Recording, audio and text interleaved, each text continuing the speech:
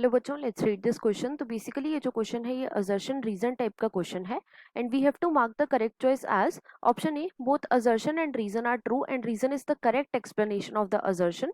Option B, both assertion and reason are true and reason is not the correct explanation of the assertion. Option C, assertion is true but reason is false, and option D, assertion is false but reason is true. Assertion is given as in pteridophytes, the development of the zygote into young embryos takes place within the female gametophytes, and reason given is this event in pteridophytes is the precursor to the seed habit. अब अगर इस question के मैं की concept की बात करूं तो इस क्वेश्चन का जो की कॉन्सेप्ट है वो है बच्चों heterospory. Let me right it over here, it is heterospory. अब सबसे पहले तो देखो, जो हेटेरोस्पोरी है बच्चों ये एक बहुत इंपॉर्टेंट स्टेप है इवोल्यूशन का। It is very important step in evolution. अब इवोल्यूशन का क्या मतलब होता है? तो देखो, इवोल्यूशन का मतलब होता है कि एक टाइम के साथ साथ स्पीशीज के अंदर कितने चेंजेस आ रहे हैं, राइट? और वो जो चेंजेस होते हैं बच्चों वो अडेप्टिव होते हैं नेचर में। अब देखो, हेटेरोस्पोरी के अंदर क्या होता है? तो बच्चों इसके अंदर हमें दो टाइप के स्पोर्स देखने को मिलते हैं। कौन कौन से? एक स्पोर को तो बच्चों हम बोलते हैं माइक्रोस्पोर। फर्स्ट इज माइक्रोस्पोर, और जो दूसरा स्पोर होता है बच्चों इसे हम बोलते हैं मेगास्पोर।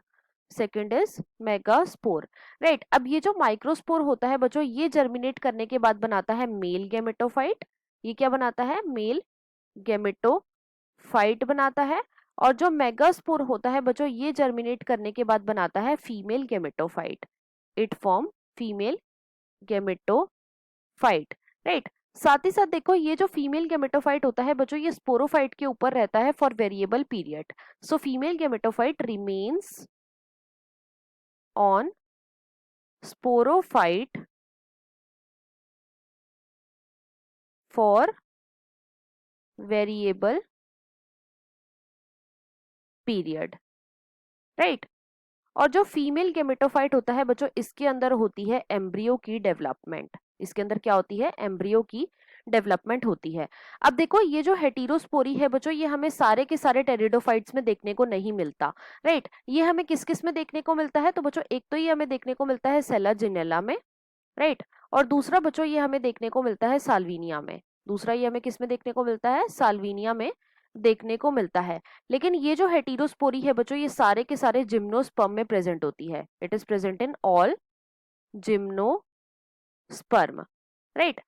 तो बेसिकली यहां से हम बोल सकते हैं कि ये जो हेटेरोस्पोरी है ये बेसिकली एक प्रिकर्सर है या फिर ये एक फाउंडेशन है सीड हैबिट का, जो कि जिम्नोस्पर्म में हमें देखने को मिलती है, राइट। अब क्वेश्चन में जो हमें असर्शन गिवन है उसमें हमें क्या गिवन है? इसमें बच्चों हमें गिवन है कि in pteridophytes the development of zygote into young embryo takes place within the female gametophyte. तो बच्चों ये बिल्कुल ट्रू गिवन है। देखो, जो टेरिडोफाइट्स होते हैं बच्चों इनके अंदर जो एम्ब्रियो की डेवलपमेंट होती है वो किसके अंदर होती है? वो होती है फीमेल गेमेटोफाइट के अंदर, राइट। तो ये बिल्कुल ट्रू गिवन है।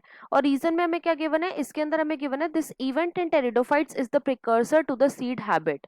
तो बच्चों ये भी हमें बिल्कुल ट्रू गिवन है। जो हेटेरोस्पोरी है ये बेसिकली क्या है? ये एक प्रिकर्सर है या फिर मैं बोल सकती हूँ ये एक फाउंडेशन है सीड हैबिट का, जो कि हमें जिम्नोस्पर्म्स में देखने को मिलती है, राइट। और यहाँ पे बच्चों जो रीजन है ये करेक्टली एक्सप्लेन भी कर रहा है असर्शन को। तो इसके अकॉर्डिंग जो हमारा मोस्ट अप्रोप्रिएट आंसर है वो है बच्चों option number A, that is both assertion and reason are true and reason is the correct explanation of the assertion. So this was all about this question. I hope you understood it well. Best of luck.